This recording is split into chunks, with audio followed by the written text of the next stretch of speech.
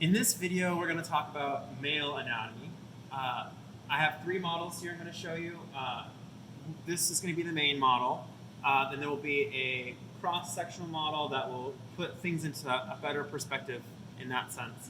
And then lastly, one last model to show you just one structure that's actually quite difficult to see on many models. So the first things first is you have the external aspects here of the genitalia for males.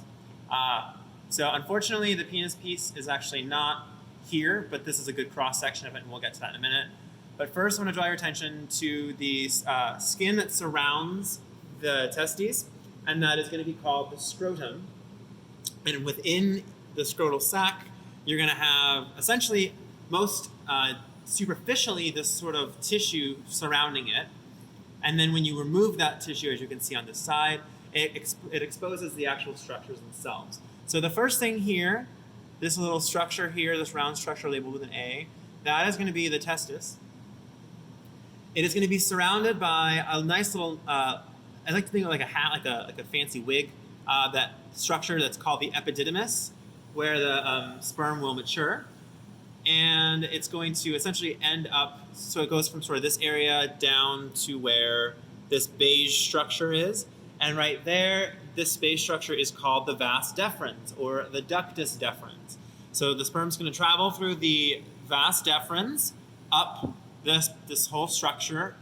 It's going to empty out up here, and then it's going to effectively, and you can see it on this side, it's coming around the corner, it's going to cross back past the ureter here, which is connected to the bladder, but it's going to cross over that, and then it's going to essentially empty out into the prostate here. But before it does, it's going to sort of expand, and that's where you get the ampulla of the vas deferens. It's going to meet in this sort of pink structure here, which is called the prostate. It's going to meet at the ejaculatory duct here with the seminal vesicle over here, which produces the actual fluid for the semen. They'll meet in that ejaculatory duct inside the prostate.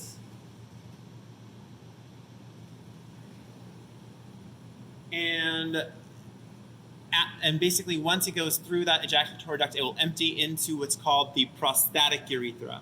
So here we talked about the bladder before. It empties into the prostatic urethra, which is going to pass by the membranous urethra here, and then it's going to go and become the spongy urethra as it gets closer to exiting through the penis. But what you can't see on the other models, but you can see right here, this little tiny structure, this is called the bulbourethral gland, and that's going to secrete into the urethra as well. And you can see it on this other model in one part. So here again is the prostate. Here again is the prostatic urethra, the membranous urethra. This little bulb here is going to be that bulbourethral gland in this model. So we talked about the membranous urethra, we talked about all of these external structures in that sense. But the next thing that I wanted to point out is that when you look back, or rather, is that we're going to move on to the actual penis itself. So the penis comes out at this point here that I was showing you before. So right here, sorry everyone. And what you can see here are essentially two structures above and then a structure below.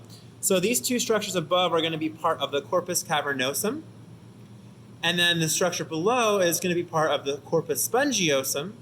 And within the middle of that is going to be where that spongy urethra is.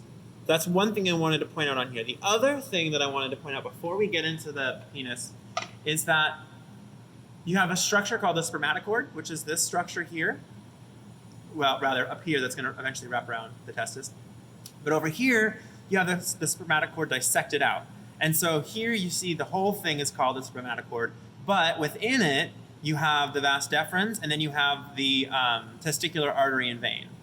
So if we ask you for the spermatocord, we'll be showing you this larger structure. If we ask you for the vas deferens, we'll either be isolating this beige structure here or up somewhere else on the model. So just keep that in mind. All right, so moving on to the penis. Again, we have the prostate here. We have the membranous urethra right here. Somewhere in this model, we can't really see, is where the bulbal urethral gland is. It probably is this little structure here. And so what happens with the penis is you're going to have the corpus cavernosum that's going to be essentially two sort of lines of this, one on the left, one on the right, that are going to serve as the superior portion of the erectile tissue of the shaft of the penis. And it's going to essentially be embedded in the body at this little structure here called the crus, C-R-U-S, for crus.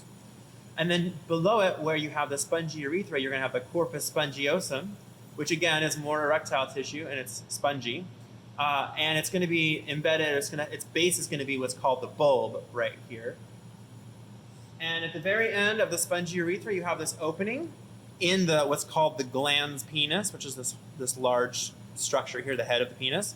This opening is going to be called the fossa navicularis.